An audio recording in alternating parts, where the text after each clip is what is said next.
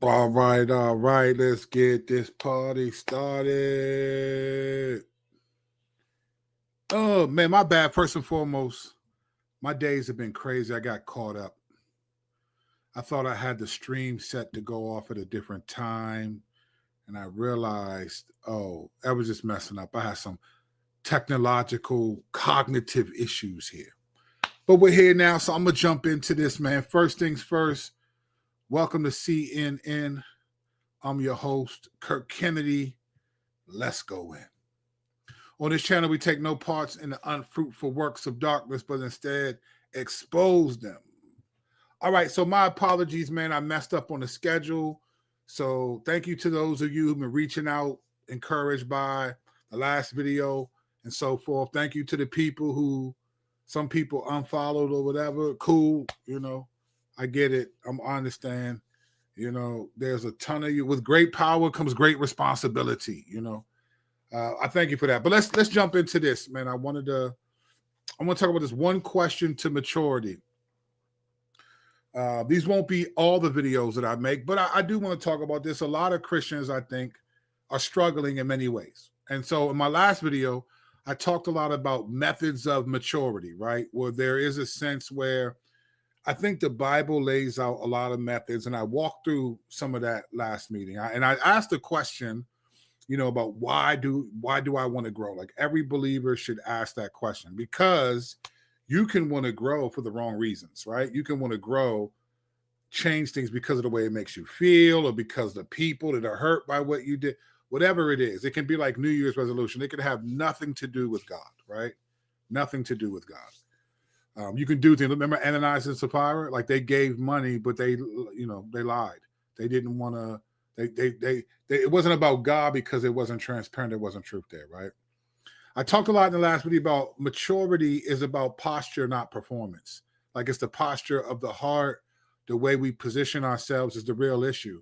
Like the Bible is clear from, 1 Samuel 11 to 1 Samuel 15, 16. Like God looks at the heart. He doesn't look at just those things, right?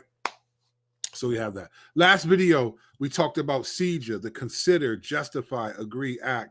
And that is one of the main methods of maturity that I personally use. But it really is for me the J. It's the trying to figure out how is temptation trying to get me to justify giving in? And we looked at Eve in Genesis 3 and Genesis 3:6 and how she justified giving in before she gave in. She agreed with Satan and then she acted, all right? One thing I didn't say, I don't think I said this last video, but let me say this now as it relates to maturity, because I don't think this isn't going to be profound, but this is a reality though, right? Maturity is about intentional self-awareness, right? And I'm talking about, and by intentional self-awareness, I don't mean like your personality quirks. I'm not talking about your Myers-Briggs or your whatever your personality exam. I'm talking about biblical self-awareness, right? It's being intentional. It's not just minimizing what I have to do and grow in for grace. It's not just doing that. It's basically saying, okay, I need to be intentional. I want to be intentional about what it is I'm trying to do and grow. And there's a lot to this. This is why the Bible, you won't find an incredible translation, the Bible saying renew your heart. God does that. But you'll find many passages say renew your mind, right? Be transformed by the renewing of your mind. Romans 12. Take your thoughts captive, 2 Corinthians 10, right? There's an emphasis here where, let me give you an example, right? Let me give you an example. So the Bible says that the whole earth is full of his glory, right? The whole Bible. It says the whole earth is full of his glory, right? People are dependent. It says the Lord, Hebrews 1:3, that he is the exact imprint of God. He is the radiance of the glory of God, and the exact imprint of his nature, and he upholds the universe by the word of his power, right? So whether people believe in God or not, he is upholding them. I mean, that's a crazy thought to think that when Jesus said, Father, forgive them for they know not what they do, he was up keeping them alive so that he could actually take his life, right? Crazy reality. All right. So those things are there. When you're a believer, though, like we're supposed to intentionally look for and acknowledge the glory of God. So let me give you an example, right? I'm thinking the whole earth is full of his glory. I'm meditating on this, right? I pull up to the bank. I'm at the drive-through window.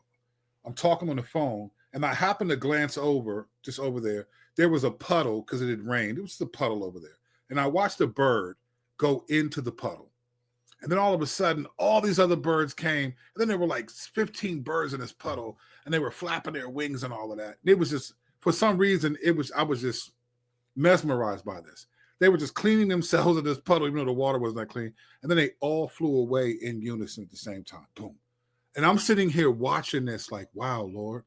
Now, in my mind, because I'm a believer, it's my responsibility to think the whole earth is full of his glory, to believe that. So I'm looking at that, and then I was emotionally affected. I said, wow, Lord, like you just showed me how you provide for everyday common birds like that, how they came to this little puddle, they were drinking it, they cleaned themselves off of it, something that I would never think about if I wasn't cognitively thinking intentional, right? It's maturity is about intentional self-awareness. I'm intentionally thinking the whole earth is full of his glory, and I was able to just watch about 20 birds get into a small puddle in unison, flap their wings together and fly off and give glory to God for his doing that.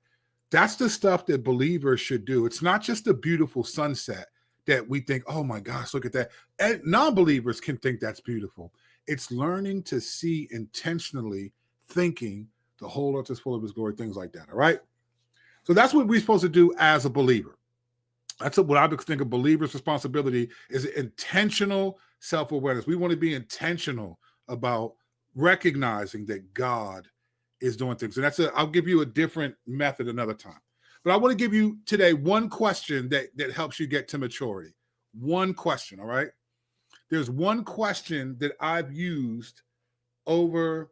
I don't use this question as much today because it's so ingrained in me. I don't even think to ask it now. It's just something that I've trained myself to do. And you may have heard me say this if you're a follower of this podcast or this show, this channel. There's one question that can get to maturity. And let me tell you why this question is so important. Because we live in a culture, this is since, if you think about the age of enlightenment, right? And then after that, I think it was the Romanticism period, right? And then you get, then after the Romanticism period, it was the Romanticism period changed a lot. It became more emotional. And then you get Sigmund Freud and them come out of a different modern, you get the modern sort of, and then you move to the more postmodern era, right? These are all sort of just ideas and ways of thinking.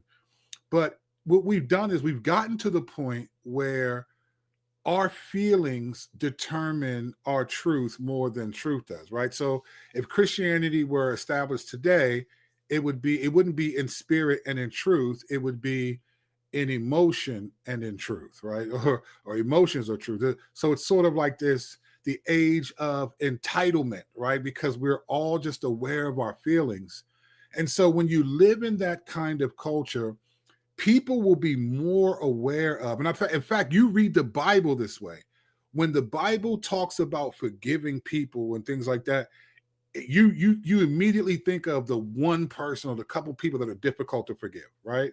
You think about those people, like, how could the Lord ask me to do that? And we've processed things through our emotions. Well, this one question cuts right through all of that. It cuts right through the reality of our emotions. It just cuts at it. Because when I think about how am I feeling, like if someone hurts me, right? Say I get offended. Someone says something about me. I found out they betrayed me. They gossiped about me. And I'm genuinely hurt by that, right? Let's just say that that's real. If you ask me, how are you feeling? How are you doing? I can articulate how I'm feeling pretty well, right? But the problem is not how I'm feeling.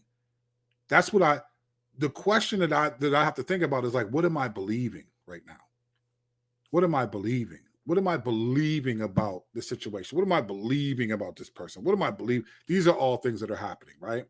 So we live in a culture where our feelings are dominated and our feelings dictate our obedience often or not, right? You know, I pastor, I'm a pastor of almost 18 years, but I've been in ministry for over 20 years. And I can kid you not, I actually told this to my church on Sunday, and part of it, I've seen people just say stuff like this. Well, I'm just bitter because they such and such, they did this and they that, they never do this, they never prioritize me, whatever, right? And they'll just throw this around like, well, I'm just bitter, or I just don't, or I just can't forgive them. And they'll say these statements matter of fact, like no conviction, not even thinking it like, man, the Lord said in the word in Hebrews 12 says, look, if you are bitter, you fail to obtain the grace of God, right? So that's missing, right? So we live in a Christian era where my emotions dictate my obedience. They determine truth for me. This is why so many modern worship songs are always talking about God's love and God loves you and he loves us. Cool, but rarely do songs talk about what God's doing in us or what he expects from us. They always talk about what he's done for us, right? What's he doing in you? What's he expect from you? You rarely hear worship music that talks like that, right? And don't get me wrong, there's a place for that what God has done and all of that, right? So I've just, over the years, I've had to fight through all of the muck and mire of the evangelical church, and I was reformed and all of this, right? I have to fight through, like, what's the real issue? And then we be in these, and maybe you go to a church like this, you be in these Christian circles where they say stuff like, we need to look to the cross, stand at the foot of the cross, and you need to just trust the Lord. And okay, those are cool statements, but like what most of us want to know, because we know that, fam, like, what do you mean look to the cross? Like, where am I looking to? What direction? What?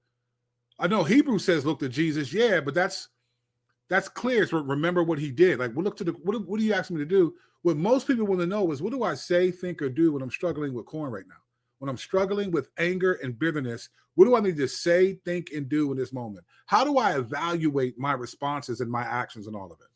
All right, so I'm going to give you one question that can get right to the heart of maturity. If you're a Christian, and you may have heard me ask this, but this is an important question.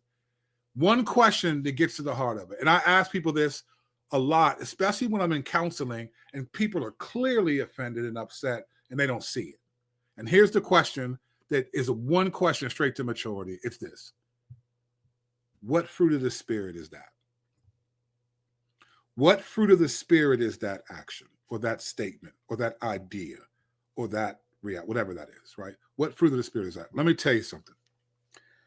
This question has changed my life and has helped me in counseling situations that are very difficult, especially when I'm counseling people who are offended at each other, or offended at God, or whatever. And listen, when your emotions determine truth for you, when your emotions dictate your obedience, you're basically saying, Lord, I'll obey you if I feel like it, if I'm in a good mood, if you make it easier, there's all these contingencies. This question, what fruit of the Spirit is that? It cuts right between all of it, cuts all of it out. Because the reality is, if you are a genuine believer, then you and I have a responsibility to put to death the works of the flesh and to put on the works of the Spirit. Galatians 5, right? For the works of the Spirit of love, joy, peace, patience, kindness, goodness, gentleness, faithfulness, self-control, right? These are, so when you're talking to someone, when you're evaluating your hurt, when someone says something to you and you're offended and you're processing in your mind, after you get through like the process, you cannot let the emotion, the passions of the flesh dictate. You have to say, okay, what fruit of the Spirit is this right now? And here's what this does. Here's what this question does. One, it reminds you of your responsibility. You and I, we have a responsibility. Look, Jesus is God. Can you imagine this? Jesus said in the Old Testament, God told Moses, no man can look at me and live and see my face and live. So he covered Moses, and then Moses saw his back. Now, we don't know what Moses saw. It said God looks at Moses face to face like a friend. So somehow God was like, I'm going to let you see my face, Moses. But the reality is you just can't see God's face and live. That just wasn't the norm. You know, even in Isaiah and Ezekiel, they didn't see his face. They just saw this figure, right? God says, no man can see my face and live. But then he shows up in the New Testament, and for 30-something years, people can see his face. It's a crazy reality, right? And God let people, the God who is sustaining every breath that is taken, there are 176 trillion breaths taken every day by 8 billion people, and God is sustaining all of them. That's not even all the animals and all. That's not even, that's just people. Roughly, at bare minimum, 176 trillion breaths happening. God is keeping people alive. Keeping people alive. And many of those people, the vast majority, are using the grace that God's giving them and through that breath to use it to sin against them. It's incredible when we start talking on that level, right? So here you have all of this is happening. When your emotions are dictating and you're offended and you're hurt, and those are real things, you're going to experience that. This question, what fruit of the Spirit is my action right now? What fruit of the Spirit is my thinking right now? That leads you right to, okay, this is my responsibility before God. Don't forget what Christianity is. It's imitating a person. And specifically, if I were to sum up Christianity in 2 words, this is all Christianity is. This is all Christianity is. This is what we're doing as Christians. This is all we're doing. We're imitating surrender. Imitating, well, 3 words. Imitating Jesus's surrender. That's what we're doing. We're not trying to be good people and keep laws and be moral. Every religion is moral, just about every religion. We're trying to imitate Jesus's surrender. He said, I always do what pleases the Father. We want to imitate his desire, right? We're not just imitating outward works. That doesn't mean anything because it's the desire. God wants the heart, right? Imitating surrender, imitating Jesus' surrender. So what this question does when it says, what fruit of the Spirit is that? It cuts right through the heart of like, okay, this is no matter how I feel, no matter what just happened, no matter all of that, okay, I still have a responsibility despite the fact that I am genuinely hurt by this person, or I'm genuinely was caught off guard by this situation, or all that's true. No one is taking anything away from that. But we're imitating Jesus' surrender. Look, Jesus, the God who said, no man can see my face and live, he let people spit in his face, fam. He let people punch him in the face, then say, prophesy, who hit you? He let Roman soldiers, 600 of them, surrounded him and put a crown of thorns over his head. And the God who created the nerve endings that would feel pain is feeling the pain from sharp, small pieces of thorn pressing into his temple. And you and I will get offended because someone cut us off on the road.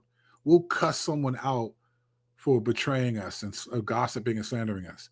And yet Jesus had 12 disciples, and only 11 of them were at his crucifixion.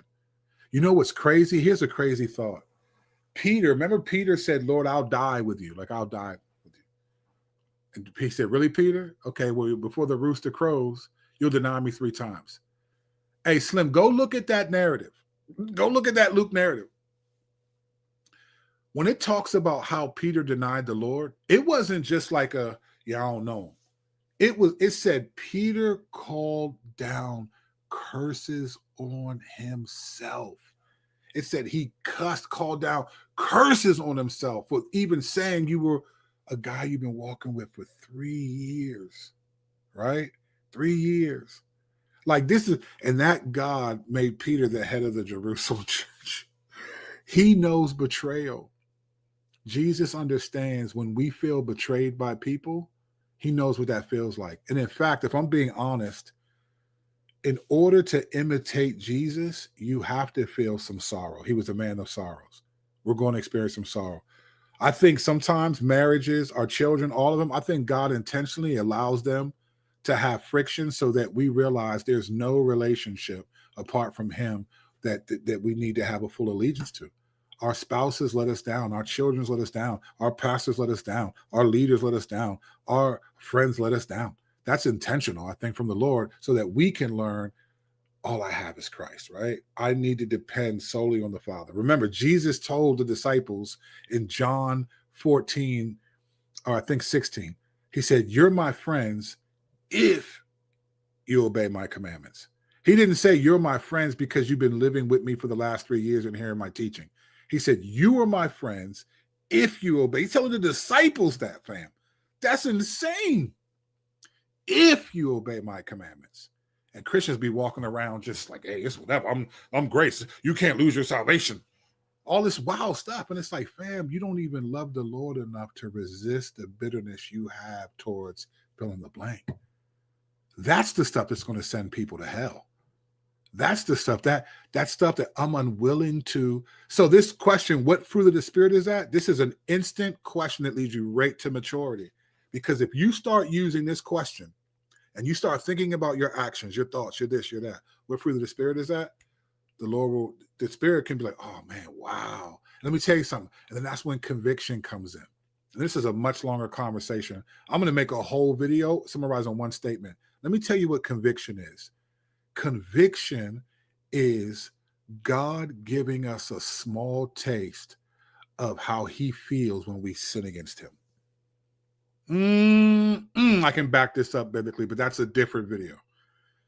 So when we feel sadness, you know how Christians are quick to be like, oh, no, it's okay. God, no. Sometimes don't rush to encourage people when they're down. The Spirit may be working. Like the Spirit, listen, 1 Corinthians 2, 11 through 14. Read that when you get a chance, right? The Spirit is God's Spirit. When we get convicted by the Spirit of God, we're getting a small fraction of a taste of how God feels about the sin that we committed. And he gives us just enough so we can be like, man, what fruit of the Spirit do I need to replace this fruit of the flesh, these words of the flesh, So this question has changed my life, and I've used it to affect a lot of other people's lives. If you want to grow in maturity, you got to have methods, I think. I talked about CJA, consider, justify, agree, act. That's one of the main ones. There's plenty. We're going to get into them over time, if the Lord allows, if he allows that. But this question, quick, bang. This is a quick joint. This is the fast food of faithfulness right here. This is the fast food of faithfulness right here. This is the drive-through window. You want a quick, like, what fruit of the Spirit is that, right? Put this into practice. You're at work and someone says something to you and embarrasses you in front of people, and now you're offended and you're angry. You just say to yourself, okay, what fruit of the Spirit is this? And you know it's not. You're angry, you're offended. Or you're just gossiping, you're complaining. You sound like you're just trying to say what's on your mind. Oh, man, listen, you know how many complaints are used under the guise of I'm just venting? What does venting mean? What is venting is just complaining anger. That's all venting is. Let's play the discernment game. If you say, okay, what fruit of the Spirit is this? What fruit of the Spirit is this? That question, that's the drive-through. It's the fast food of faithfulness. It will cut to if you use it effectively. If you don't try to, don't let your emotions dictate your devotion. Don't do that. But if you're willing to say, and again, I've had to wrestle with this. I failed at this miserably, but I'm at a point now. It's okay. All right. Because this question helps me deal with the reality. Yes, I've been sinned against. I think the vast majority of our Christianity will be measured by how do we act when we're sinned against, right? Are we unloving? Are we unforgiving? Are we bitter? Are we angry? Do we lash out with the tongue? Do we do all these things? What fruit of the Spirit is that?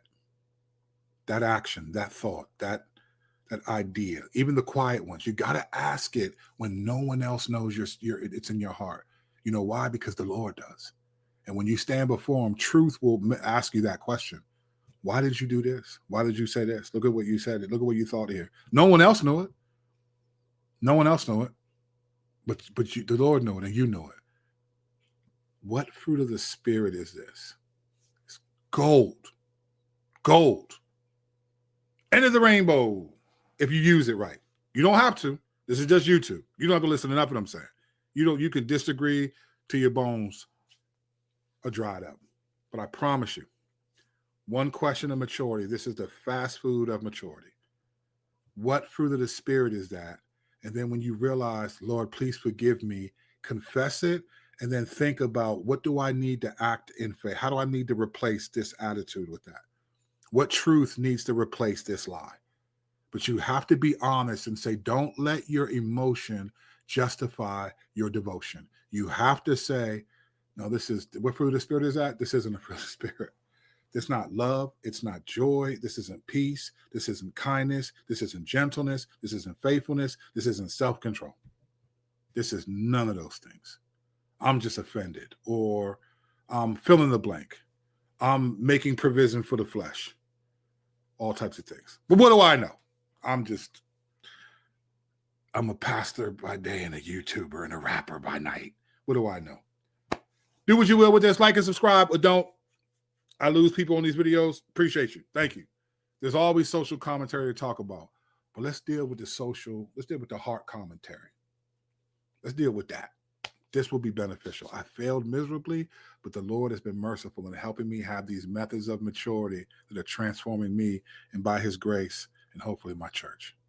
All right, grace and peace. We'll see y'all next video. All right.